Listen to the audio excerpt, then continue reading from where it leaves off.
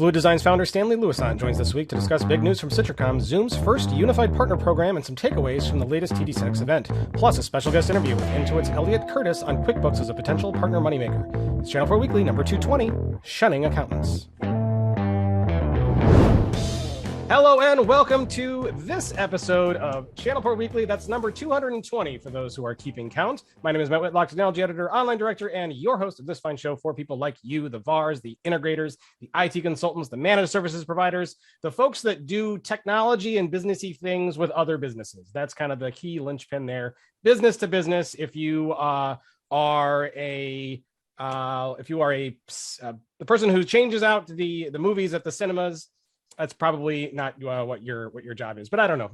A lot of you guys do a lot of different things. Who knows? Either way, welcome one and all. Glad to have you here. Joining us this week and every week is the man of the hour, the guy who keeps the trains here at ChannelPro running on time, executive editor Rich Freeman. Thank you, Matt, and greetings from the fake office location that I sometimes broadcast from. Yes, you have an awful lot of desks in your office for one guy at your Seattle apartment, but you have a very large apartment there, apparently. Yeah. You know, I hadn't really thought about it, but you're kind of right. What sort of message do I send using this virtual backdrop all the time? And there's absolutely nobody in the office but me. Am I that miserable to be around? Well, that or there's still some. Everybody works from home now, Rich. Nobody goes to the office anymore. So anyway, but you're back home. Tell us what you've been up to the last week. Well, gosh, about 12, 13 hours ago, I just got back, and we'll talk about this later in the show. But I have spent the week up until now at a TD SYNNEX show out in Greenville, South Carolina. First time I have been to one of their event since the merger officially completed September 1st last year. I love Greenville. First time I've been back in Greenville since 2019, pre-pandemic. So it was really nice to kind of be back there again. But it does, to get to and from Greenville from Seattle is a bit of a haul. Oh, I bet. Yeah, for sure. And how was it? Was it a lively event? I know we'll probably get into it, but was it well attended? You know, it absolutely was. And this is in keeping with what has emerged as a theme. And, we did our first live show of the year just a few weeks ago in Newark, New Jersey. Our guest host, in fact, was there in person. And, great attendance, just great energy. People, it just felt like everyone was really, really eager to be back at in-person events again. And that's been true at every event that I have attended this year so far. And it was true this week at the TD SYNNEX show. The attendance was very good and the energy level was really high, and people were just glad to be there and glad to be seeing each other again. Well, excellent. And speaking of events, you did mention our event in Newark, and we're going to introduce our guest host in just a second. I'm really excited that he's here with us today. But you mentioned our event, and we had one in Newark, and it went well. We have an online security summit coming up next week, plus our ChannelPro SMB Forum event in Chicago. Rich, preview those for us, if you will. Well, let's start with the Cybersecurity Online Summit. We do two of those a year. The first one takes place Wednesday, April 6th. The reason why I am actually wearing a shirt with a collar, for those of you who are watching on video and sitting in front of the phony backdrop, is because today I'm recording some stuff that will actually show up at that event. And I'm really, really excited about that event. We have a conversation that our colleague Colleen Fry will be having with Ole Thordarson, who's been a guest host and an interview guest on this podcast before. He's our peer of the year. He's also doing really interesting work around anti-ransomware, sort of emergency anti-ransomware services. He's going to be talking about that. I'm going to be moderating a session on cyber insurance, which is this giant headache for a lot of folks in the audience right now and their customers. And so we've got two cyber insurance experts who are going to come on and answer a lot of the questions that people are wondering about. We've got sessions about, the latest tools, the latest techniques out there. So tons and tons of really good content. And online event, unlimited room for all of you folks. So events.channelpronetwork.com, plenty of time still to sign up. And I will point out, because I am recording stuff for that show today, but most of the core content sessions are live, which is complicated, and there are all sorts of reasons why a lot of event hosters don't do anything live, because things can go wrong. But we really bend over backwards to do stuff live, because it gives the folks in our audience a chance to ask questions through the event platform. So events.channelpronetwork.com to sign up for next week's Cybersecurity Online Summit. And then, gosh, what is it? May 5th in Chicago, Schaumburg, to be precise, we will be doing the second of our 6 SMB forum events this year. And so we'll be we'll be playing another round of the employer recruitment dating game, which is our fun way of taking on the issue of how do you get those scarce and very valuable technicians and other employees out there to sign up with your company as opposed to somebody else's company, and to stay employed at your company instead of jumping ship. I'm going to be doing the second edition of my Security Slam session, which is modeled after Poetry Slams. We're going to be telling real-world security stories that are very entertaining, but also very instructive. And then we've got a managed services strategy survivor session. What are the things you need to know, not just about the M&A landscape out there, but about business models and business strategies to get through and thrive in these very interesting times in the managed services world. So you can sign up for that one too at events.channelpronetwork.com. That is May 5th in Chicago, Schaumburg, to be precise, with some very interesting pre-day activities on May 4th, and we hope to see lots of folks there. Absolutely. And for those who are listening, I'm going to give you a link. You can go to channelproforum.com/Chicago. If you're watching on YouTube, hit the like button and the subscribe button and leave a comment. But I'm going to put a graphic up on the screen for you. It's got a QR code on it. Scan that, and it'll take you to directly to the registration form. You can register for the Chicago show using promo code CPVIP. That is your exclusive code to get in the door for free. So if you're anywhere in the Chicagoland metro area that particular day, plan on coming. You will get a lot out of it. I personally guarantee it. And our guest host can tell you about it too, because he was at the one in Newark. And who is that guest host? I am so excited that he's here. He has more than 20 years of experience in IT consultant and entrepreneurial projects, and in that time has provided technical solutions for a variety of business problems. He's an active member of the channel, serves on the advisory council for the ASCII group, and is a contributing writer to numerous publications, and has been featured on the cover of ChannelPro SMB magazine. Please welcome the founder and principal of Fluid Designs Incorporated, Stanley Louissaint. Welcome, Stanley. Welcome. Thank you to be here. Thankful to be here. Thank you, Matt and Rich, for bringing me on board, and look forward to a great discussion today. Oh, I am so excited you're here. I've been waiting ages for you to come on, so this is going to be really exciting stuff.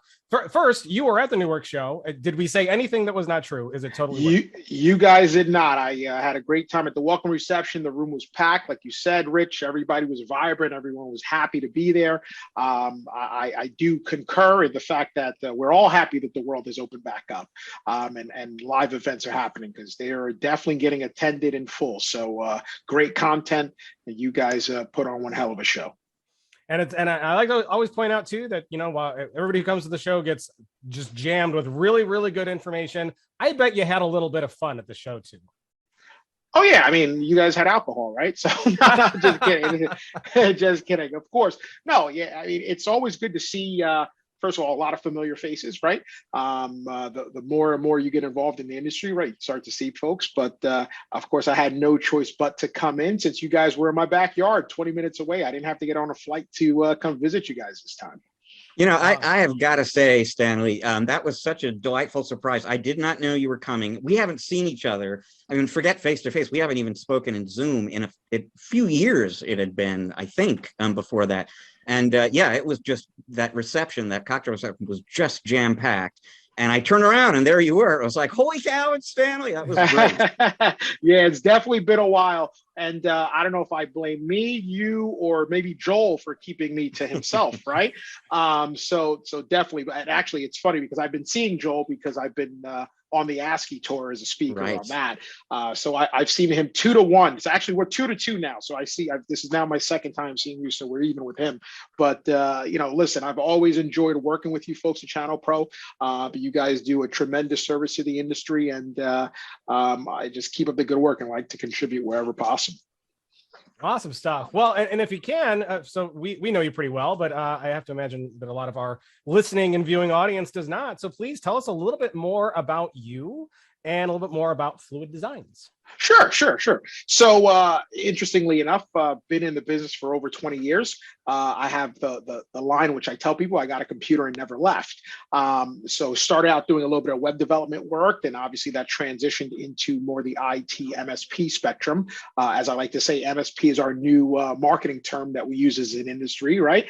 But at the end of the day, what's our job is to help clients with what they need to make sure that their computer systems are up and running so that they can perform their functions. So what I like to do is my claim to fame is always being able to solve problems that other people cannot. Interestingly enough, seem to have a knack for that, but it's all good. But keeping clients happy, make sure their systems are up and running, and making sure they do not think about their ITs in any way, shape, or form. As my little background says here, unlike Rich, I don't have a background in an office, right? I got a little ad, right, which says, right, we personable IT computer experts who keep IT simple, right? It's not your job or a client's job to know about any of this stuff. It's our job. We'll make sure that they outsource it to us and we take care of it. So we pretty much handle anything from one user on to about 100 users comfortably. Anything above that, we tend to be co-managed. So that's pretty much it, man. That's it in a nutshell. Can I jump in here real quick, Matt? I just want to point out something because the April issue of our magazine includes an article that I wrote it's about smaller ChannelPro, smaller IT firms that are generating outsized results, basically. And, small teams, big results was, I think, the title that I put on that. And Stanley is mentioned in that story because teams literally do not get any smaller than his. You are looking at the team, right? That's it. That's Stanley. And this is, well, you'll have to correct me, but I know this is 2021 was not the first year that you did $1 million in revenue 100% alone.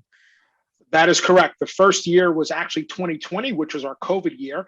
And I do have to say that unlike a lot of other service providers, it wasn't because of COVID. We tend to work with smaller clients. So I say like they already had the webcams and the laptops with the docking stations and the voice over IP phones. So it wasn't really a situation where we were getting them up to speed. But what did happen is there were a lot of opportunities because people weren't in offices. So some projects kind of took off that weren't taking off before. Here we go. We hit that number I hit that number in 2020. Never thought I would replicate it again. In fact, I beat it in 2021. Once again, right, in supposedly a down year for a lot of businesses, we managed to make that happen. I do believe that the snowball effect is at play here, which is taking care of people over time. I mean, I still do work for the first client I ever had when I was 16 years old, right? So you just kind of keep building upon that and things kind of continue. I'll say this because we're here and we're being candid and I'm pretty open about this.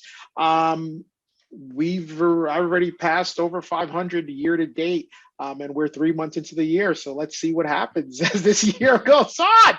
So, kicking ass, making it happen. And reality is, we're keeping the customers. I'm keeping the customers happy. We're providing the solutions that they need. I don't oversell anybody. As long as we're doing what we're supposed to do for them, I believe that this is going to continue. Well, that's amazing. How much of your business is still hardware versus services? Most of my business is services. So that's always a good conversation because and just let me just kind of back up a little bit. So my presentation with the ASCII group this year is essentially key takeaways and on how a solo IT provider can do over $1 million in business. And of course, right, somebody could be on this, listening to this right now or watching this and say, oh, this guy's selling $1 million worth of product with 5% margin. That's not the case. Probably have about a gross profit margin between 73 and 77% on that revenue because a lot of it is service, okay? Not saying I don't sell hardware, but I sell hardware to get service, right? Hardware is not the majority of the business. I don't go out and bid on RFPs and things like that and drop ship things. Can I? Yes, but it's just not worth the time. So anytime we're selling a piece of hardware, there is service attached, right? New server, I'm installing that server, right? And everything that goes along with it, migrating people to 365. One of the other things that I will throw out there is, as I mentioned earlier, the knack for solving problems other people can't, I've actually become a resource for a lot of other MSPs. When they get stuck with their teams on things and aren't able to get over a hump, a lot of these folks, through my relationships with them in the channel, will call and we will help them through the problem, right, and solve a problem. So that's been an extremely awesome to do, working with other people, working with their teams. And now I know how it would be to have employees, as I get to work with everyone else's employees, right? So, but actually I enjoy educating their techs and, telling them why we do things. So that's another portion of the business that does exist. I probably do about 10 to 15% worth of revenue in that model there. So what was the motivation to stay solo as opposed to maybe try to grow with adding more people? So for me, I still have young legs, right? My running joke is they still work. I am not tired. I believe that in this business, there are three types of people. There are people who are excellent business people, but crappy technicians.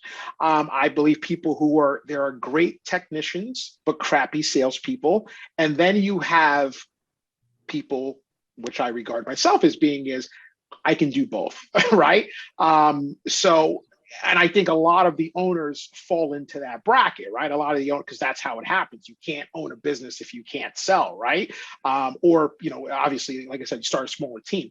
One of the things for me is I am not tired. I don't oversubscribe.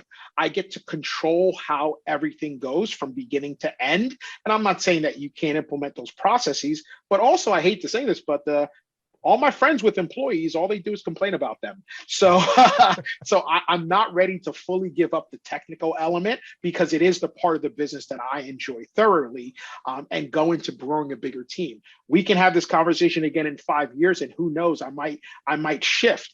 But one of the big things too that I do want to put out there is, I've been told many, many times, and was told many, many times, that as a solo shop, I will never be able to hit those numbers, okay, certain revenue numbers. And if you guys know anything about me, I like nothing but a challenge. So that, in fact, was very motivating, just to kind of say, here I am, I'm doing it. So what's your excuse? Very, very true. I don't know what the excuse is. You certainly showed them up. So Steve, I can imagine you have a lot of time being a solo guy, to do a lot of things for fun. I hope you find doing technical support is fun, because that seems like probably all you do. But when you do get out and get to do something entertaining, what do you like to do? Well, Matt, I'm going to tell you something right now. You're wrong. So I was hoping you were going to tell me. So you're wrong. I actually value my downtime. I'm just going to tell you right now, from 9 o'clock to 5 o'clock, to me, that's work time, right? And we get on the machine, whether it's going to, so I'll just tell you my day today, right?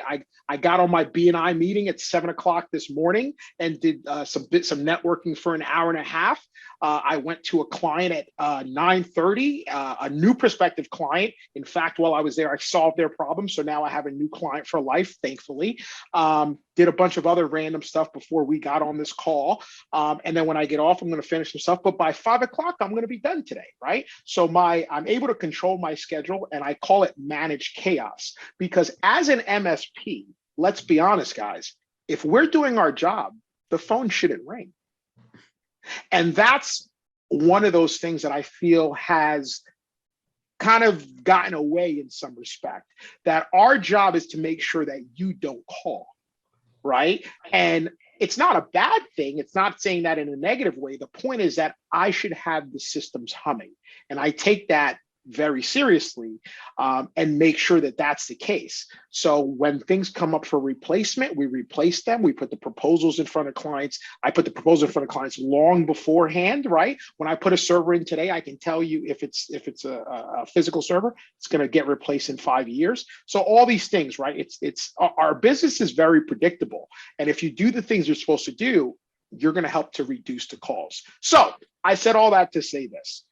I enjoy my downtime thoroughly. Tomorrow, I will be getting on a plane and going on vacation with another fellow a former MSP who I'm friends with, and celebrating his 50th birthday in Colombia. We're going to work on our tans together. Anybody who has seen me understands the joke in that one. So I'm going to be gone from Friday to Monday. So essentially the bookends, as I like to call it. But the phone will be on. People will be able to reach out. And I will tell you, I'll still do stuff if necessary. Okay, it's not my goal, but traveling is my drug. And pre-COVID, I was going away about once a month. So there's no shortage of vacationing and downtime and the whole nine. And reality is, it costs more to talk to me after 5 or on the weekends, because just like you, maybe I like to watch Netflix or do nothing and go to happy hour or hang out with friends and family, right? So I do believe that all of us have to protect our downtime, and we got to make sure that clients aren't taking advantage of that. Wow, very well said. I can definitely say that a lot of people in the IT channel are very overworked, and they, as you said, kind of put themselves in that position. So it's really good that you found a good work-life balance. I think that's very, very important that a lot of people really need to work on. But awesome stuff. Really glad you're here. I can't wait to get some of your insights on some of the stories we're going to talk about. And we got several new stories we're going to discuss. We got one from Citrcom, one about Zoom. Rich, I'm kind of curious about this one. And then we're going to talk about a couple things that came out of the TD SYNNEX show. We got a great interview coming up with Elliot Curtis. He's the head of partner revenue strategy at Intuit. We'll be talking about QuickBooks and some interesting opportunities there. Definitely a conversation you're not going to want to miss. And of course, we're going to be talking with Stanley and getting his insights and stuff on more things. So without further ado, we'll strap in and get this party started. Rich, our first story is about Citrcom. They've unveiled some secure network solutions for MSPs. Tell us about those.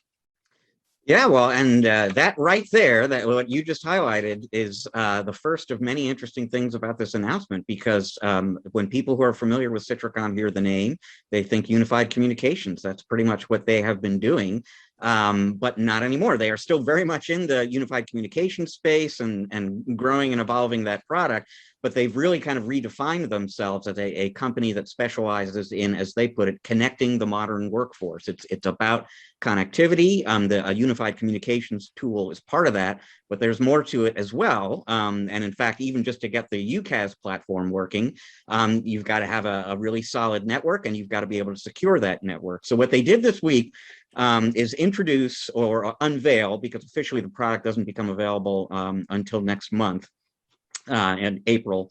But they have introduced a product called, brace yourself, Matt, you're not going to like this, but the product is called Control One. And it is designed to be a comprehensive, and you've got to underscore and highlight that, the completeness of the package, networking and security solutions specifically for MSPs. So what is in this here, basically? Well, you start with a networking design environment, a software design perimeter application that, according to Citrcom at least, basically is a drag and drop kind of environment where you just define the different elements of a wide area network, and click, you connect them to one another on an automated basis on the back end. All of that stuff gets set up for you and connected for you. And basically, as the Citrcom folks said, if you can draw the network on a cocktail napkin, you can actually make it real through this setup environment. Okay, very good. There's Sd-Wan technology that kind of makes the whole thing run. It is, if you've got redundant connections for the end user, it will automatically load balance across those redundant connections. If one of those connections goes down, they will automatically fail over to the remaining connection or connections without any interruption of service. And what's sort of interesting or worth pointing out there is this whole platform, this whole Control One platform we're talking about, is hosted in the cloud. And so everything that's happening in between the end user and their various sites and this platform, the Citrcom, the Control One platform, owns that connection at both ends, at both the cloud and the firewall and the end. So, they have perfect visibility essentially into everything that's happening traffic-wise in between the customer and the cloud, and they can see if there are latency issues or lag time issues. They can do the automated load balancing, they can fix the failover, and nobody's going to have to relog into anything if in a failover scenario like that. From a security standpoint, there is an integrated unified threat management component that has a cloud firewall in it, intrusion prevention technology, data loss prevention technology. There is zero trust network access technology built into the system. There's also a device posture check capability that the Citrcom folks like to highlight. Basically, you can establish a set of rules, and if a device that wants to connect to the network doesn't satisfy those rules, it can't get on. So if it's not patched, if antivirus isn't running, if the RMM agent isn't on there and running, et cetera, you can kind of define what your requirements are, but you can keep devices that don't meet those requirements off the network. And there's also a security posture management tool that will continue to enforce rules like that for the devices that have successfully connected to the network. So if something gets out of compliance, you can do something about that. One of the things that Citrcom emphasizes is that, well, it's a few things. So first of all, you can get products that do pretty much everything I just described, but you typically have to get them from different vendors. And so that adds complexity. You're dealing with multiple vendors. There are also, these vendors will all say that our tools are interoperable and they integrate, but there can be gaps between those tools. So Citrcom says, hey, this is one tool, it's easy to use, it comes to you pre-integrated, you don't have to worry about those gaps. And unlike some of the tools I just referenced, this one is specifically for MSP. So there's a multi-tenant console, the pricing is MSP friendly, et cetera. One quick last note for folks who are familiar with Citrcom or are regular ChannelPro weekly listeners or viewers, you might remember that some months back, Citrcom purchased a company called Omninet, which makes secure access service edge software and Sd-Wan software. Citrcom said at the time they bought that company because there were some patents that they wanted access to, and they also, just wanted to hire those developers. But they made a point of emphasizing here, this is not just a sort of reskinned version of the Omninet technology. They incorporated some Omninet stuff into this product, but this is an all new code base that they created from scratch, essentially entirely on their own.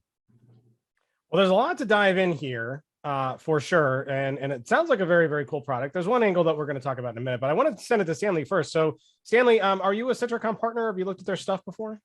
I have looked at their stuff, and one thing that I'm going to tell you that I'm not a Citrcom partner. Doesn't mean that I'm not familiar with them, but one of the things that I will give them credit for is the fact that Citrcom is 100% channel focused, right? So I can tell you that I haven't heard of a situation where they've veered off of that. So that is definitely going to be a benefit to the partners who decide to, embark on this new journey with them. So it is interesting because, as far as I know, they were just selling some phone systems before, and now we're diving into some essentially security elements, which is seems to be I hate to say this, but the current trend right now. But I'm very curious to see how these two portions of their business are going to integrate with each other. And I think there are two ways to think about that, because that really is, this is kind of a notable departure in a sense for them. And I think there are two ways to think of it. So when they bought Omninet, part of how they explained that acquisition was you can't really deliver good communication service if you don't have a good network. And you can't deliver a good network if it's not secure. And so when you start thinking about the way these pieces fit together, there is a logic to it. The other thing, and this is not something that they necessarily emphasize, but this is kind of how I think about it. The VoIP, or the unified communications market, is a pretty mature and somewhat crowded. Like, you're competing with, Microsoft and Zoom, who we're about to discuss, and Ring Central, and companies like BVoIP that are really MSP focused and so on. And so if you're looking for some open ground strategically to go after, redefining the market you're in a way so that, VoIP and unified communications is part of it, but only part of it, makes a kind of strategic sense. And recall, it was I think early in 2020, Citrcom sold a majority share in the company to a private equity investor. It's, financial support from that investment partner that has made this native development and new product and acquisitions of companies like OmniNet possible. And so this is all part of a strategic plan hatched in combination with this private equity firm to go after a bigger opportunity than they had been pursuing on their own before.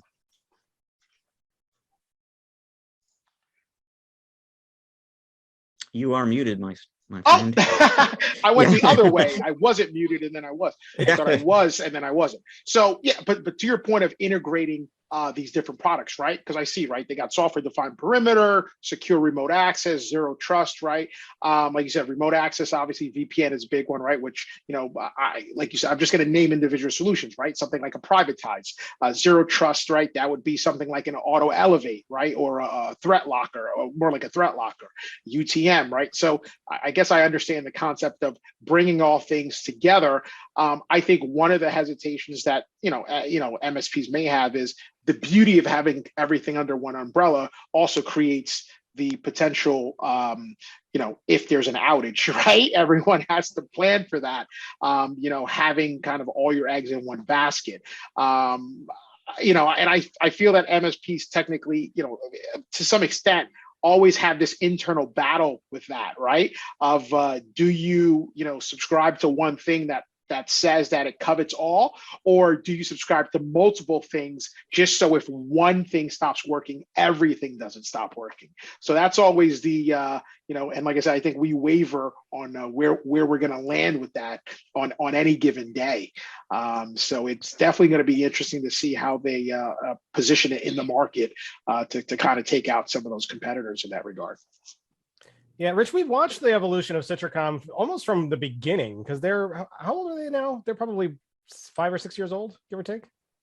I would have to go back and look at the coverage I wrote when that private equity firm came in. I'm not sure, but they've not been around a long time. Yeah, Citrcom, 2008.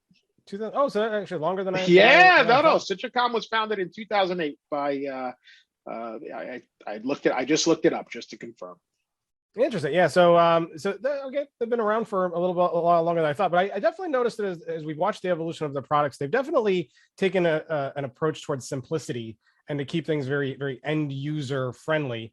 Did they have any comment in this story about whether or not, Sd-Wan and all of these things they're complicated technologies and generally to manage and implement. Are they differentiating by keeping it maybe a little bit easier? Is this accessible to everybody? Yeah, well, that is absolutely core to the strategy here. So again, first of all, just in terms of setting a wide area network up, they're saying it's drag and drop and a few clicks and you're up and running. But they also say that from a management perspective, they want this tool to be easy enough for a junior resource, a level 1 kind of person to be able to take care of. So yeah, simplicity, ease of use, it is a core element of the product strategy here, both because you're putting the eggs in one basket, pros and cons to that, like you're saying, Stanley, but fewer vendors to deal with, vendor relationships, integrations to worry about, and also just in terms of the user experience, the technician experience, is designed to be simple.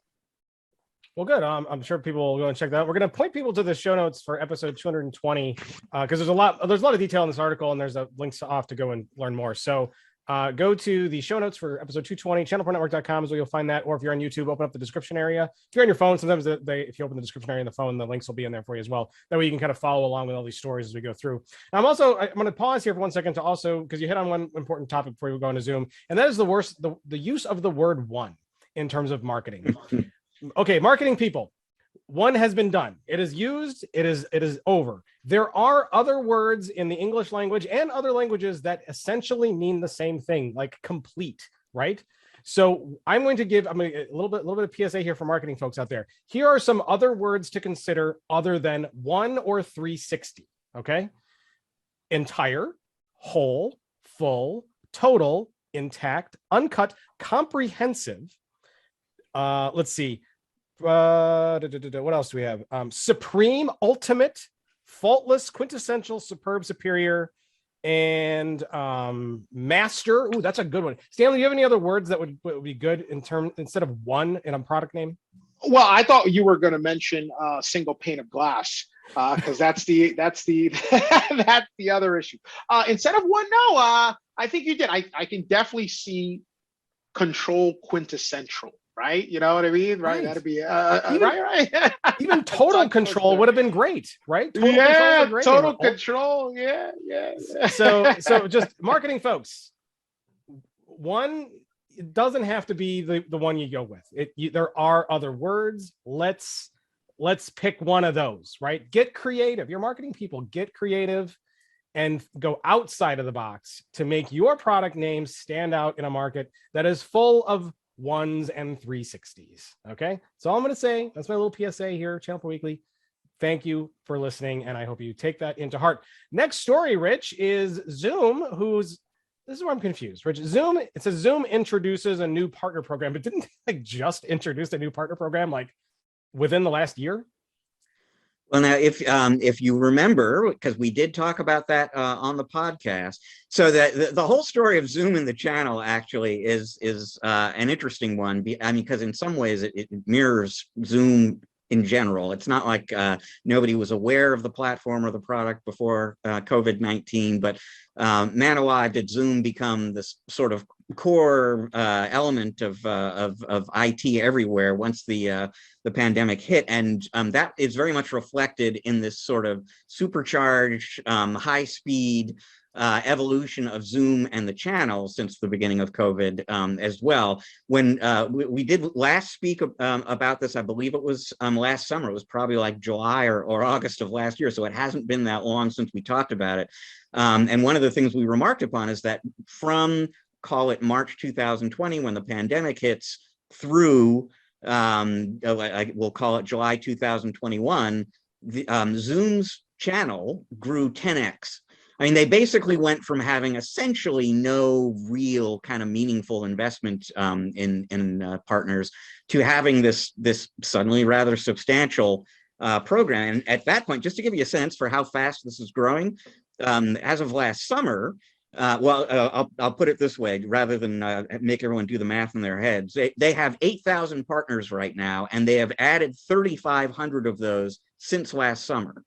So that's how quickly they're growing. So the partner program that we talked about last summer was one that they somewhat miraculously threw together very, very quickly. It did not have tiers or levels. That was the big omission there. So there really was no way for them to sort of reward you for investing in them.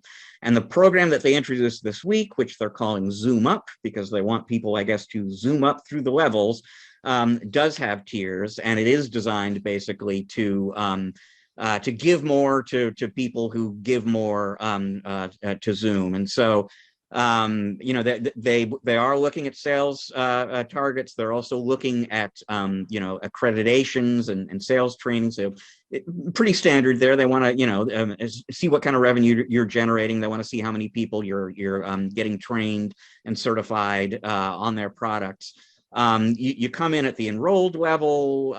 You do some of that that I'm talking about there, and you can begin to move up to through the levels from that point forward. And as you do, you're going to get access to MDF and deal registration and a lot of the stuff that most partner programs introduce or offer to people.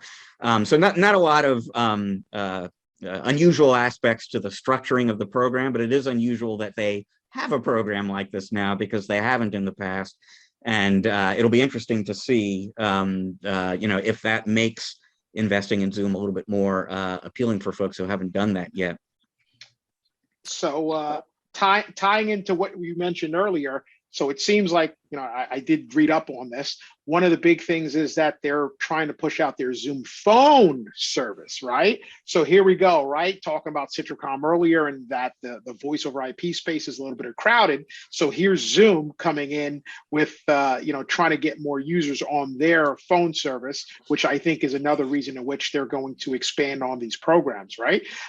So it looks like they have about 4 different types of ways in which you can interact, right? You got a reseller program, you got a referral program where you can just refer people and get a commission on that. And then they also have the phone certified integrator and room certified integrator program. And I think the interesting thing with those two programs is that they have some stringent requirements. I think the phone certified integrator program, for instance, is having a minimum of 25 employees on your company. So that might actually, unfortunately, push out a lot of MSPs in that realm. Rich, I don't know this if you know this answer off the top of your head, but what's the average MSP size? What's in the industry? Do we know what that is? Do you guys know what that is? I don't. I mean, I could go to our annual state of the channel survey and kind of see, because that would be a pretty good indicator of what the number is. So I don't know off the top of my head. I have to imagine it is getting larger, though, because there's been a lot of consolidation in the MSP space, and we're starting to see a lot of these bigger regional kind of super MSPs that are emerging. But there's still got to be a lot of smaller ones. Oh, yeah, absolutely. Yeah. No, but I think you're right. It's probably inching up a little bit, but there are tons and tons still of smaller companies out there. I want to call attention to two things that Stanley flagged there that are significant that I didn't touch on at all. And one is this Zoom Up program is not just their first multi-tier program, but it is sort of their first unified program. So they've been working with phone companies and referral partners and so on, but those have like literally been different partner programs. They've wrapped all that together into one program now and we hear this from other vendors as well.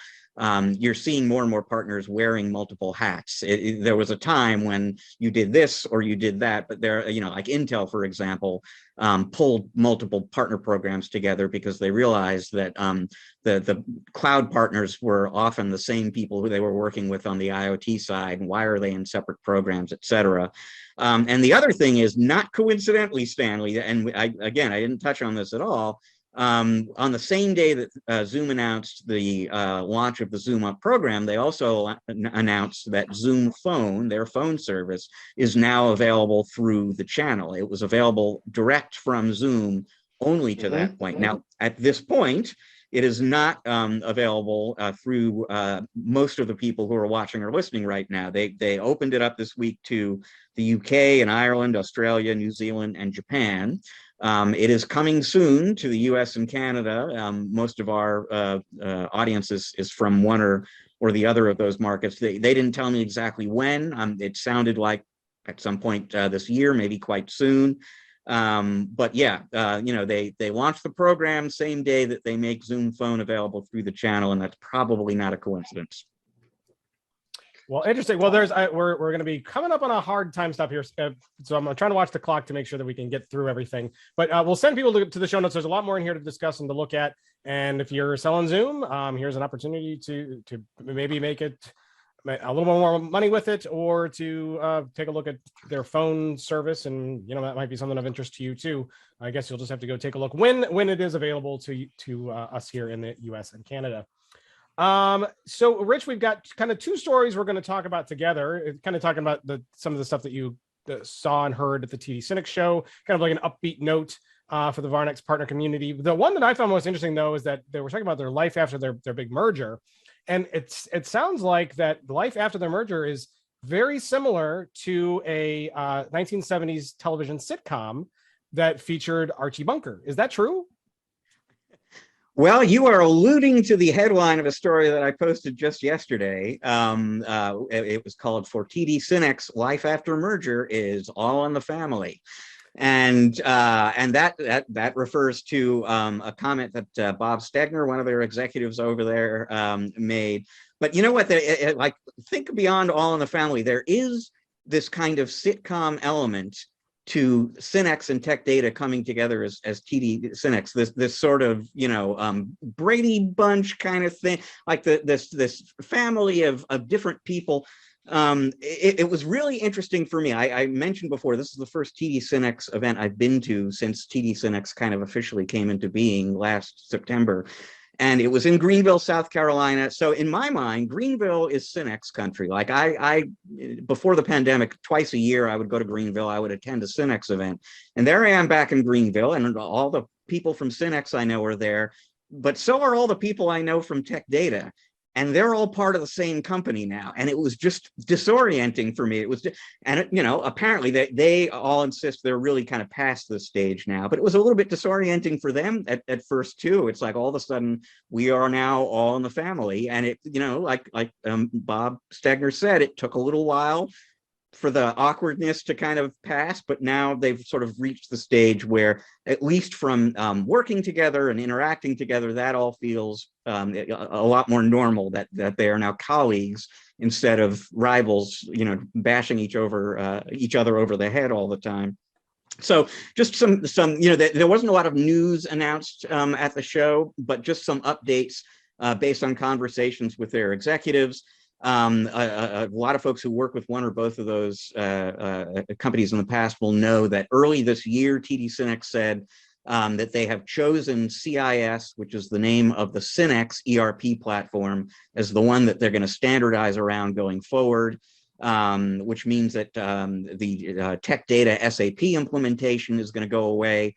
Here in the US, it really hasn't gone away for much of anyone at this point yet, and it's probably going to be at least end of year or so before it really does begin to go away. But they've started the transition, the migration process. I had a chance to speak with somebody from their Canadian arm over there, and they are kind of further ahead in terms of migrating people from SAP to CIS. They say it's been going very smoothly. We'll kind of see how that goes here in the US as well. The other thing that's happening is, you know, they have these two SMB sales organizations. They continue to be separate, but they are in the process of merging those into one SMB sales organization, while continuing to sell, by the way. It's a lot of work to do to keep your eye on the market and the sales opportunity and hitting your quota, et cetera, while kind of bringing these two teams with different org charts and different comp plans and you name it together into one. I spoke to the head of the legacy SYNNEX part of the SMB sales organization. And this is just an estimate. This is not like something anyone is committing to, but he said if he had to guess, it'll be about October 1st or so before you see one unified SMB sales organization out of the organization there. So the companies they have been one for, it'll be 7 months as of tomorrow officially. And they made a point of emphasizing at the show that I was at, which by the way was a meeting of their Varnex partner community, that, you know, you are all right. You should be, if you are a channel partner of the former SYNNEX, former Tech Data, you should be feeling some of the benefits of this merger already in the form of increased credit lines. There's more credit out there. A combined line card that they said on stage at the event contains 95% of anything that's for sale through the channel, which is kind of interesting. So if you were a Tech Data partner before, you couldn't get Palo Alto products from Tech Data. If you were a SYNNEX partner before, you couldn't get Dell or Apple or Veeam from SYNNEX. All that stuff is available to you now. So there are, you know, some immediate impacts to the channel out there, and then there's stuff it's going to take months basically to really bring these two giant organizations together. I will say that based on the conversations, mostly informal conversations that I had with Varnex members at the show, the attitude from the partners basically is the merger really hasn't changed very much for me, hasn't been disruptive for me so far. It's really kind of business as usual in terms of how I'm interacting with these companies, you know, separately, individually, however you kind of want to look at it. And now everyone's just kind of waiting to see, does that remain the case? Is the process of really bringing these two organizations together a smooth one, or are there problems down the road where, you know, you start losing things in addition to gaining some of the resources and assets I was just talking about? You maybe start losing things, you know, account manager relationships or whatever. There's a certain amount of wariness out there waiting to see, but so far nobody at this Varnex show really was unhappy at all from what I could make out with what they've seen so far. Well, that's good, because a merger like this can usually go very, very, very bad. So it's good that it's going smooth. Stanley, I mean, this is like the polar opposite of you, right? You're kind of the solo one-man shop. If you decide to do something different, you just do what you want to do. But could you imagine? Yeah. But I do want to touch on what Rich has said. By the way, I do business with every distributor. Okay. So SYNNEX is my number one distributor, which I buy from. I do buy from Tech Data as well. So I do want to reiterate that from my side, you're right, Rich, nothing has changed. The only thing that has changed is the signature line of my SYNNEX guy. Right now it says TD SYNNEX, right? But in terms of how I make it purchase something, how I get quoting or any of that, everything has remained the same as it was with both companies individually. To your point, I am going to put myself in the same category of these other folks of going to be very, I guess, leery of how it's going to happen, because Tech Data always had a team style structure for dealing with our salespeople, right? It's always been a team like the SMB team. And SYNNEX has always been a one-to-one relationship, right? So I know my sales guy at SYNNEX, he handles things when I need him to, right? If, I have an issue with order processing, it's a one-to-one relationship. So I am curious at which model is going to win. I don't think there's been any announcement on that. Are we going to go to a full team structure? Or are we still going to have these individual relationships with salespeople, which is, like I said, that's the SYNNEX model right now. So, like I said, from that standpoint, I personally am interested. And then, of course, on a distribution standpoint, I know, for instance, I'm in Jersey, right? The TD has a warehouse in Jersey, but so does, I think it's in Jersey. It's not in PA, in Jersey, but so does SYNNEX. So the question is there going to be a merger of some warehouses or some consolidation on that end as well?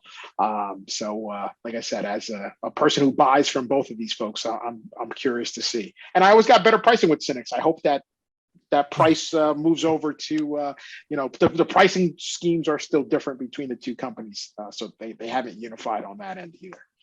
They didn't emphasize price a lot during this meeting. It kind of came up from their perspective. They like anyone, they don't want to kind of compete on price, but just given the buying power that they have in the market, I mean, I think it's reasonable to expect that you're not going to be doing worse from a pricing standpoint than you were before. I spoke with John Phillips, who runs the SMB, Legacy SYNNEX SMB sales organization over there, and I've been writing about his success with SYNNEX for a while. And if you were to really, really boil it down to one thing that he talks about a lot, it is the personal touch, basically, that you were kind of talking about. That SYNNEX, as a solo company, was a big organization, but they really kind of worked hard to make it feel like you've got a direct personal relationship with the company through somebody that you know and work with on a dedicated basis. And so I asked John sort of flat out, I mean, it's a much bigger company now. You're merging these two different groups. Is that personal touch still going to be there? And he was quite insistent that it will. And so, time will tell, and we'll see. But he's very aware of the fact, he knows what worked before, and I think he's determined to make sure that the TD SYNNEX doesn't lose that. With that said, one of the other things that he was kind of talking about is there are advantages potentially to that sort of Tech Data team-based approach. There's this whole, apparently, and I don't know a lot about this, but there's this whole force of what the Tech Data folks called ASRs over there, I guess associate sales resources of some kind, who would back up the account managers with different forms of expertise.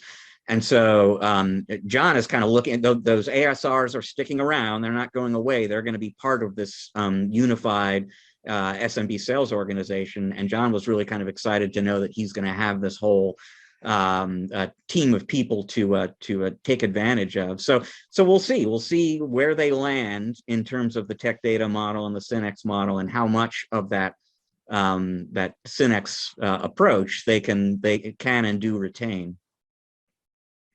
I guess we'll have to see. It sounds like there's still a lot left to kind of merge together. So I'm sure we'll be revisiting this and kind of seeing where they land and how things turn out in the end. So I guess we'll just have to see, but have a positive vibe, Stanley. Hopefully it goes well for you. TBD, right? TBD. TBD. All right, with that, we are going to take a short break. And when we come back, we're going to be joined by Elliot Curtis. He's from Intuit. We're going to be talking a little bit about QuickBooks. And I'm going to leave it with that. It's going to be a fascinating discussion. You're absolutely not going to want to miss it. Stick around. We will be right back.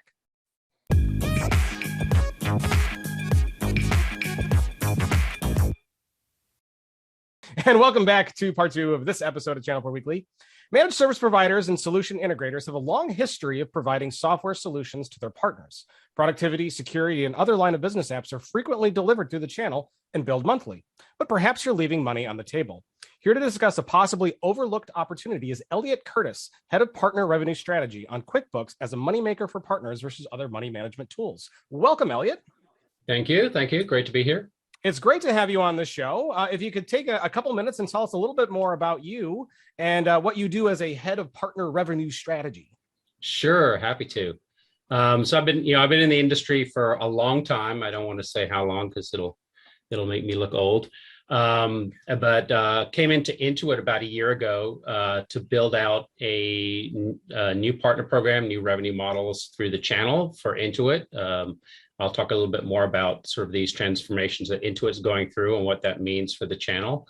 But been doing this for a long time. Very excited for the opportunity to share this with you guys. Well, awesome. And we found out before we started recording that you're from the Seattle area. In fact, we were joking that you and Rich should have gotten together. Yeah.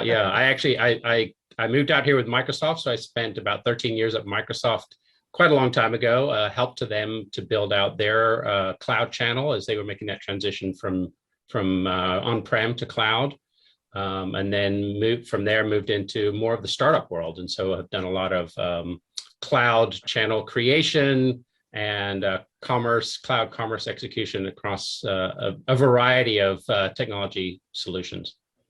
Wow, you and Rich have an awful lot in common because Rich had a stint at Microsoft back in the day too. I think if you live in Seattle, you have to have worked at Microsoft at some point. They employ a lot of people, I guess, in that particular area. So, so Curtis, Elliot, what do you like to do for fun in the Seattle area? There's a great food scene in Seattle, so I love to go out to pandemic prohibited, but going out to eat quite a bit in the area. And then, of course, we have awesome access here to the mountains for outdoor activities, skiing, hiking, and then the ocean, too. So we've got a little bit of it all in Seattle. It's a great place to be. Awesome. Got a favorite restaurant? Ooh, I don't want to say I'd get in trouble if I said anybody in particular on the air. All right. We'll let that one slide, but maybe we'll learn a little bit more about some of those likes here in a little bit. So, Rich, I want to send it over to you to kind of frame the discussion a little bit because Intuit announced that they have like a QuickBooks Online kind of program, but I wasn't getting a good sense on how long this program has been kind of operating. So, why don't you set this conversation up for us, Rich? Yeah, no, I mean, and Elliot can provide more details here, but this reseller program that the QuickBooks folks at Intuit have set up is actually pretty new, as I understand it. And what got my attention about this, I got an announcement of some kind in email that this program had been created. And I was kind of thinking to myself, I don't know what the percentage is, but a pretty large percentage of ChannelPro's readership is familiar with and probably using QuickBooks to run their own company. Most of them are probably not thinking about it as a resale opportunity, potentially a services opportunity. And so here was a program that Intuit was launching to turn QuickBooks into a potential revenue source, in addition to being a tool for running your business. And so, I mean, maybe, before we get into QuickBooks too specifically, Elliot, just to kind of set it up, I mean, what is the opportunity for an SMB-focused channel partner out there right now around accounting? Yeah, and that's a great question. And I would actually expand your question a little bit because we think of it more broadly. And I'll talk a little about the overall strategy from an Intuit and QuickBooks perspective. So, obviously Intuit is known for its financial services tools, both at the consumer level and as well as the small business consumer. But, we have absolutely expanded beyond accounting into human capital management with payroll and time tracking functionality. I'm sure everybody's aware of our acquisition of MailChimp as we get into things like CRM and customer engagement. So the way we think about it is we are building a platform, sort of a platform for the back office for SMB. So whether that's managing your employees, doing your financial management, engaging with your customers, all of those pieces are coming together as a unified platform for the small business customer segment. I'd also say that we think about, and a lot of people think about, Intuit as really focused on the sort of very small business, the sub 10 employee kind of space, or the solopreneur. And we're actively moving through this technology strategy, moving into a new customer segment, which is really going up to what we think of as sort of small business mid-market, which is the 11 to 100, 150 employee kind of space, which we believe is a very underserved segment of the market. And that's where we start getting into the opportunity for the channel specifically, because they're either underserved or they're overserved. And I can get into what that means. But that's where we really see the opportunity lie. So it becomes an interesting way for traditional channel partners, which have not been part of the Intuit ecosystem in the past, to start to get engaged and support those customers that they are already working with. Maybe you should get into the underserved, overserved dynamic there, because I kind of want to scope out the opportunity for the folks who are listening or watching right now. Sure. Yeah. So through our research, what we've identified essentially is that for customers that are in that space, they're either still using spreadsheets and very basic tools to try to run their business, which is not very effective. Or they're being forced into buying sort of low-end ERP systems that are very expensive and complicated to manage. And so when we talk about underserved and overserved, that's really what we mean. And so we believe that there's a sweet spot for the simplicity that Intuit is known for in bringing the tools to these small business customers.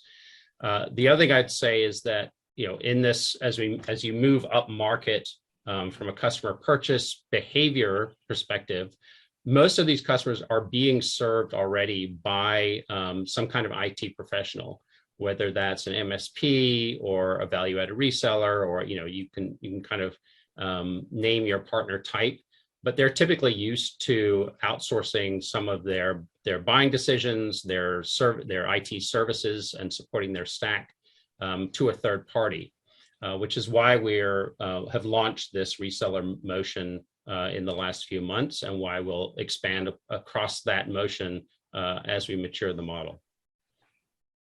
Now, just to be clear, a factual matter, I mean, the initial announcement that I was sent was very specific to QuickBooks. Is the rest of that portfolio you were talking about, the human capital management, the time tracking, et cetera, and eventually CRM, is that part of the reseller program now? Is it coming later? Yep, no, great question. So it is, I will say it's 100% focused on our cloud products, our online solutions. So this is very much cloud oriented. It includes today our traditional accounting software in various sort of packages, as well as our payroll and time management, which fall under our human capital management solutions. And we will be eventually adding things like MailChimp into the portfolio. That's a very new acquisition, so we're not quite there yet. But the intent is that any of our online services or SaaS services that we're making available to the market will be part of this ecosystem that will be available for partners to resell. So, you were talking before about the tools themselves that you guys make and sell being simple for the end users to operate. But what's really intriguing to me as we're talking about it, about what you're doing, I've been writing on and off again for probably the last 2-3 years about the opportunity for ChannelPro readers in business applications. And the names that have come up in those articles typically, some of it's been Microsoft and the Dynamics suite, but a lot of times it's Salesforce and it's NetSuite. And it is an investment to become a Salesforce or a NetSuite partner. Like, you really have to kind of learn those platforms and put some time and money and hire people who know what they're doing. So it's very easy for me to say, hey, this is something you should take a look at. It's harder for people to actually do it. So to what extent are your tools easier for partners who want to get into business applications to learn and support, et cetera? Yeah. So, certainly from a philosophical approach to ease of use, we drive that as a sort of core principle in the way products are designed. Now, having said that, there's obviously a need when you're getting into, again, larger customers who have multiple services, that there needs to be integration into third-party tools. There is the onboarding and potentially migration components. All of those things require a relatively decent understanding of the platform and the products. As part of our program, we are building in really two capacities to support partners who are into the program. One is obviously some very in-depth training and certification paths for understanding how the products work, as well as understanding how to sell and position the products.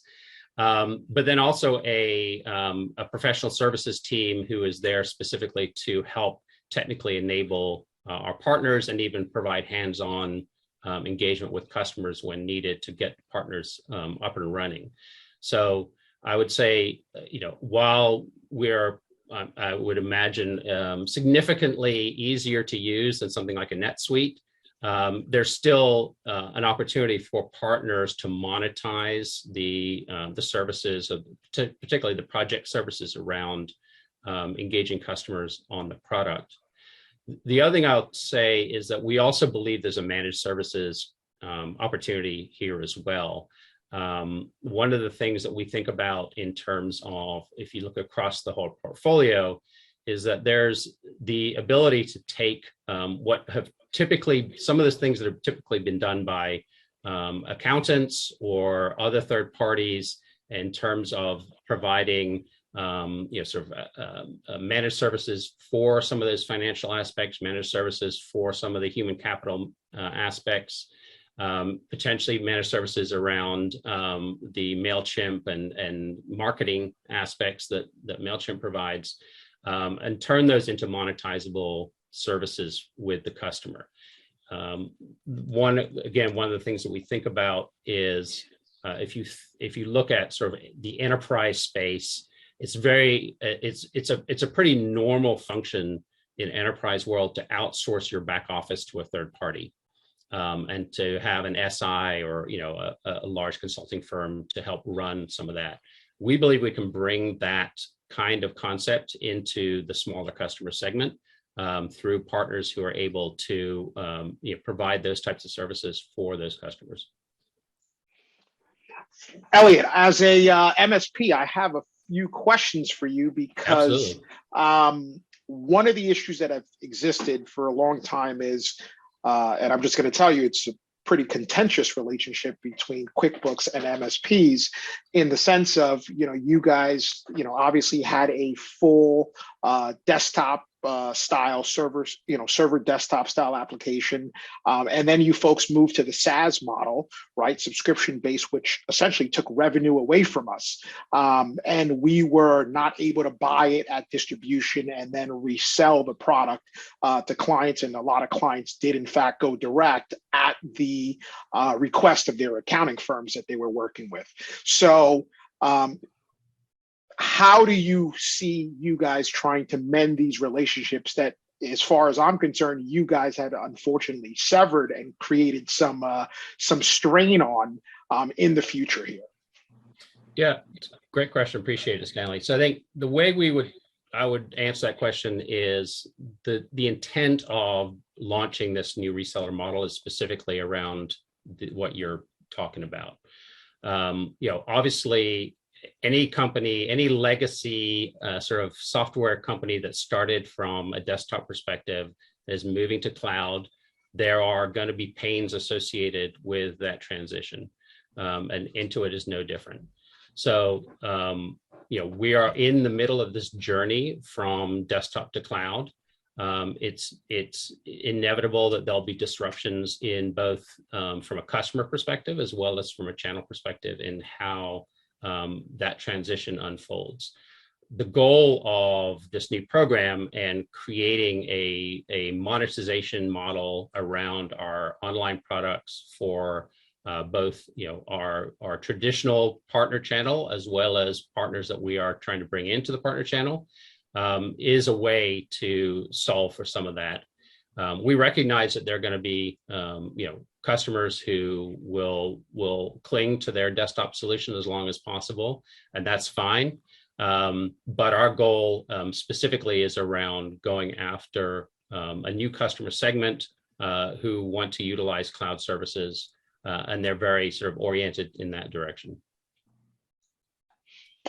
Elliot, if you can take us. Oh, go ahead, Stanley. Sorry. No, it's all right. No, and like I said, I think I'm just to be extremely clear. I think I'm less concerned for you guys about getting the new people on board who haven't used a product or done anything at all, and more so at, like I said, from our perspective as an MSP of mending those relationships, because like I said, I can tell you there's definitely a bad taste in the mouth of many MSPs in regards to, you guys have had a SaaS product for quite a bit of time.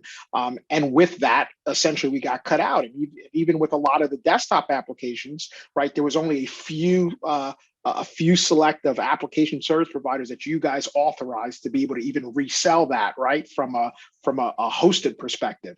So, like I said, I just want to just make sure that some of us understand how you look forward if you're just trying to come in, get a bunch of clients, and then kind of, I hate to say it, but go on your way without us, because Sure. A lot of MSPs are feeling that that's happening with a lot of vendors, right? That they knock on our doors, help us grow, get to a certain point, and then go, okay, how do we cut you guys out of the equation? So Sure. I just want to like I said, really hone in on that, because I think it's a serious question that I think you guys are going to have to answer and have an adequate response for. Totally fair, and let me address that head on. So, the nature of a reseller channel is that the MSP or the partner has the billing relationship with the customer. So by the nature of that, we are now extending that value proposition to the MSPs, where in the past, that relationship did not exist. So purely by the intent of us rolling this out, it creates an opportunity for the MSP to really own the customer relationship. And secondly, going back to what I was saying earlier, which is we recognize that when we're going after these customers in the new customer segment, the larger size customers, they're expecting to acquire our software through a third party. Not only are they expecting to acquire it through a third party, they're expecting that you will be bundling your services with our product, being able to monetize that on a monthly basis as a managed service. And so we see that the partner channel is our primary route to market when we're going after these particular customers that we want to go and bring into the QuickBooks ecosystem. So let's say I was a partner that decided that I want to offer this and I want to take advantage of this opportunity. I have to imagine that a lot of my customers already have probably QuickBooks already, right? And or already have some kind of software or tools or service that they're using to manage their financials. What's a good, I think the ones who aren't doing that, who are on spreadsheets, it's an easy sell. And I would know how to go after them. How do I go after the ones that are, say, already QuickBooks customers and try to take over that relationship? Or is that even what you want partners to do? Yeah, I think so. There's a couple of things, particularly again, in the customer segment we're talking about, we have relatively low penetration today of that market. We think that we don't think that the total addressable market is about 1.4 million businesses. And there's probably in the neighborhood of 8 to 10 billion worth of opportunity there just from a software perspective. And then you could probably 10x that from a services point of view. And so, I think a lot of those are sort of, untouched partners, untouched customers in terms of a QuickBooks relationship. The answer to your question around existing QuickBooks customers is it depends. It depends on, are they a desktop customer? Are they utilizing the entire portfolio of services that we offer? So, QBO or QuickBooks Online is kind of just the beginning of the journey for a customer. And there's still opportunity to provide them things like our payroll services and our time tracking services. And so, just because a customer has QuickBooks doesn't mean that there's not an opportunity for a partner to engage with them and build out a relationship and a revenue stream there. Elliot, you were talking before about the fact that a lot of the potential users in the SMB world of the software have a relationship with an IT provider or an accounting company, maybe. I'm wondering the degree to which this is for a ChannelPro an opportunity, a wedge for displacing somebody else on the one hand, and maybe a defensive strategy. I mean, if you're not offering this, there are other people who do offer this kind of service, and could it be their wedge to displace you from your accounts? Yeah, I think both of those scenarios exist. I also think there's a partner-to-partner opportunity here as well, particularly where, if you have an accounting firm that's engaged with a customer and their focus is obviously on those accounting expertise, but they don't have the technical skill set that they might need from an MSP, as an example, there's an opportunity to form an alliance around providing, both sides of that equation to a customer. At the same time, an MSP may decide that they want to hire accounting expertise or payroll expertise into their organization and provide those services as part of what they want to offer, and vice versa on somebody who comes from an accountant or financial services background who wants to start to provide more of a managed services thing. So we certainly see that there will likely be sort of a convergence around both the sort of expertise of helping a company to financially manage, as well as manage their human capital, their people, and the technology portions of the stack.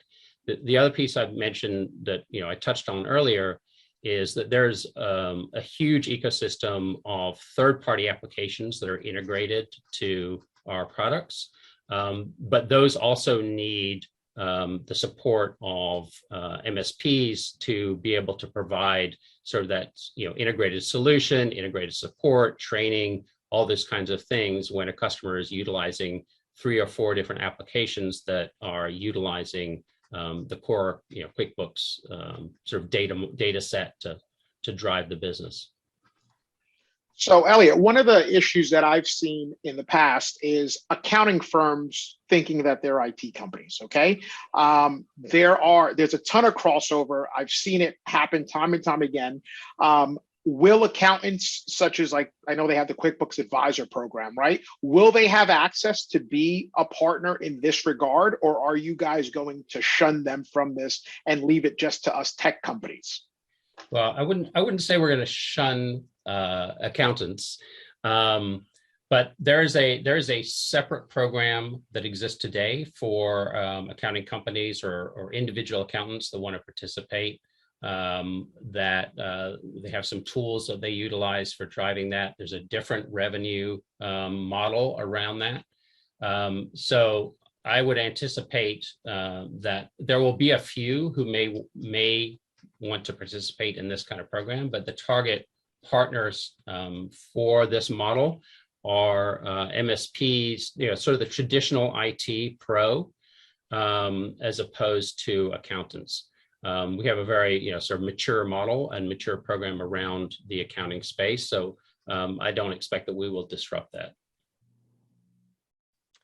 While we were speaking, I quickly called up some data. ChannelPro recently published its most recent State of the Channel report. We do this once a year, go out to our readers, collect a lot of data. So as of that very recently published report, we asked people, how many of you are offering cloud-based ERP or accounting right now? And it was about 23%. For CRM, it was about 28%. That 7% said that they plan to add ERP or accounting, another 16% are adding CRM, but relatively low percentages right now. I mean, why do you think that is? What maybe keeps more channel pros, MSPs, solution providers from getting into that space? Is it a lack of awareness that this is something they can and should be doing, or are there other barriers? Well, yeah, I'm sure Stanley has a point of view on this. My perspective is that it's probably a combination of awareness, but also some trepidation from trying to get into these types of products. I mean, if you look at in my sort of my experience outside of Intuit, IT pros are very focused on the technology side and being able to monetize and build revenue streams around specific tech, whether that's desktop, whether that's cloud services, whether those are SaaS solutions. But it's very focused on that. When you start to get into some of the intricacies and kind of considerations around financial services management, it sort of opens a bit of I think a scary door, saying, I don't necessarily want to become a financial services expert. I don't want to necessarily become, a human capital management expert.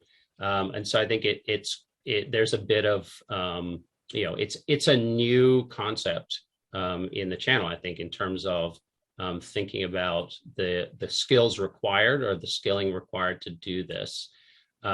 However, I think the other way to look at this and sort of the upside is that these applications, whether you're talking about CRM or ERP or financial services management, they are the core of a business. I mean, all the core business data lives in those environments. And so once you're connected to that core business data as a service provider, it's very, very sticky. Like it becomes a super engaged way to provide to your customer and make sure that customer is relying on you going forward. So Elliot, I want to jump in and add into some of what you just mentioned. So yes, one of the things that you mentioned, which is critical, is usually in bigger organizations, right? Everything starts at finance, right? And everything builds out around that. And I think one of the struggles that we have in what we do is the smaller companies tend not to operate that way. Not saying that they shouldn't operate that way, they just tend not to, right? Everything is very reactive, off the cuff, what people think, what they know. And one of the things for us is, when you're talking about bundling services in and creating, an overall MSP package, like you said, financial services is a whole other area of expertise and specialization. In fact, one of the things that I think is part of this is a lot of the people that I know who do what we do actually used to be financial people, right? Because in the 80s and stuff, it was the financial people who were using IT and they got tired of waiting for IT. So they learned how to do this stuff themselves and then branched out of becoming essentially IT service providers out of that. So I think, like I said, a lot of the hesitation in this exists because a lot of folks are bogged down at doing the stuff they're supposed to do, right? Picking up security, doing all these extra things. You're now adding another layer. And I know in my experience, I've seen that the bigger shops, or like I mentioned earlier, a lot of accounting firms and financial services companies are the ones who are trying to get into that space from the MSP side. Whether they're doing it well, that's a different story. But that's I think it's a resource problem that I see, because from what I'm hearing, and just correct me if I'm wrong, Elliot, I hear this is going to be right? Centralizing QuickBooks Online, right? We're then going to have a CRM component, which is usually what the web developers end up doing, right? Because they tie their websites into HubSpot or things of that nature, and MailChimp, right? And then we're talking about a payroll component, which people would maybe outsource to you guys or ADP or Paychex or any of those guys, and then an HR component.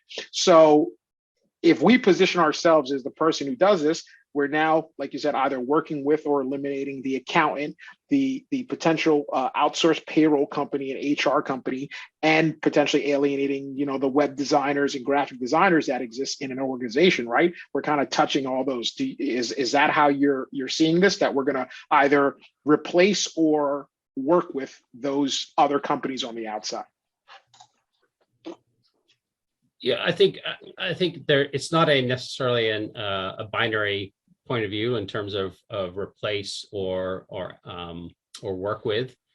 I think there's a third path where there is, again, we talk about this partner to partner opportunity where an MSP in this space, this sort of financial services, human capital management space, and eventually sort of the back office CRM, customer relationship management space, there's an opportunity for an MSP to figure out where they want to focus, right? Whether that is hiring resources that are frankly, less expensive than IT resources. If you want to bring somebody on who's an accountant and can help build an accounting practice around this, that's a less expensive hire than typically hiring somebody who's got expertise in a particular application or cloud infrastructure technology.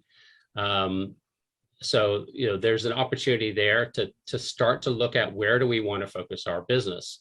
Not every MSP is going to see this and say, hey, this is something I want to get into. This is, my focus, whatever.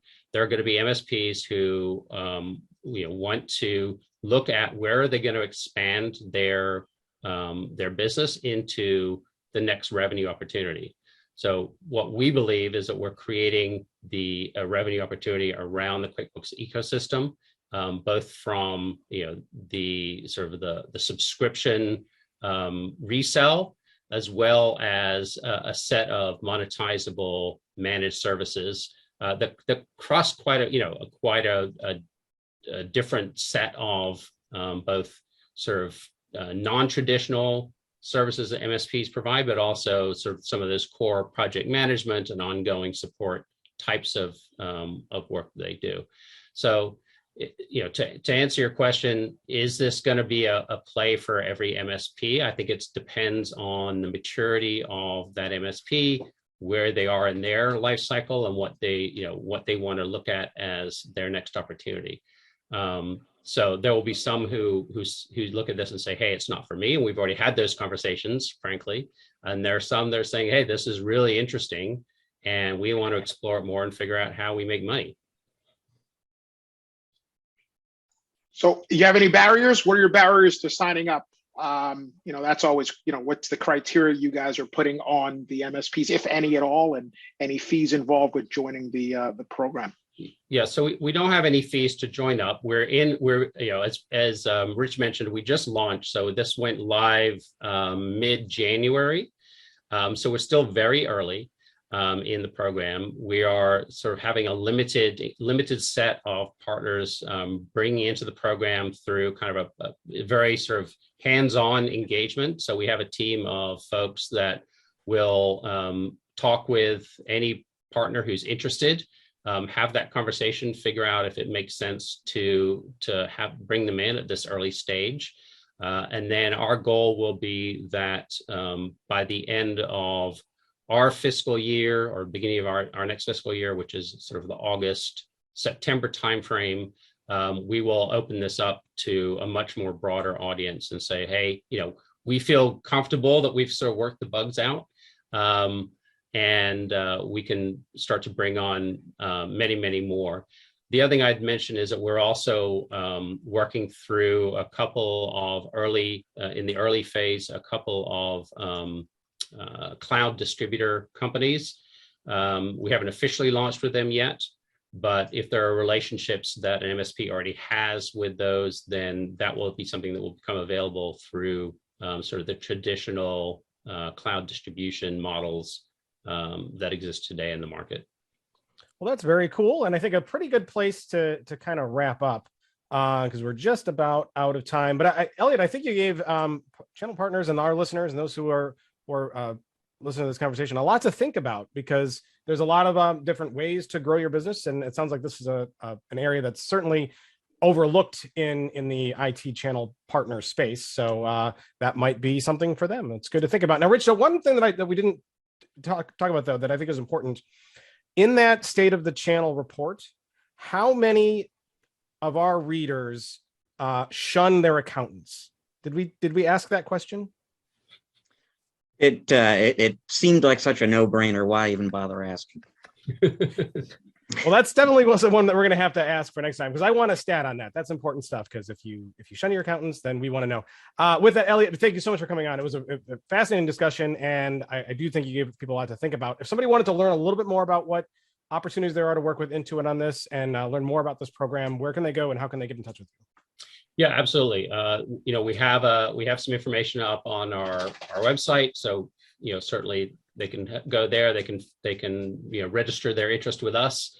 Again, it's not a formal sort of onboarding process at this point, but just say, hey, we're interested to understand more, and we'll follow up with you. Feel free to reach out to me directly. You can connect with me on LinkedIn, and I'm happy to have a chat with anybody who wants to know more. Well, awesome stuff. And thank you again for coming on. And I hope people reach out to you, and hopefully we'll see you back someday down the road. But with that, we're going to take a short break. When we come back, Stanley will be with us on the other side. We're going to have a little bit of fun, and I'll have Rich break down and tell us what's going to come next week and what we might have missed. So lots more ahead. Stick around. We'll be right back.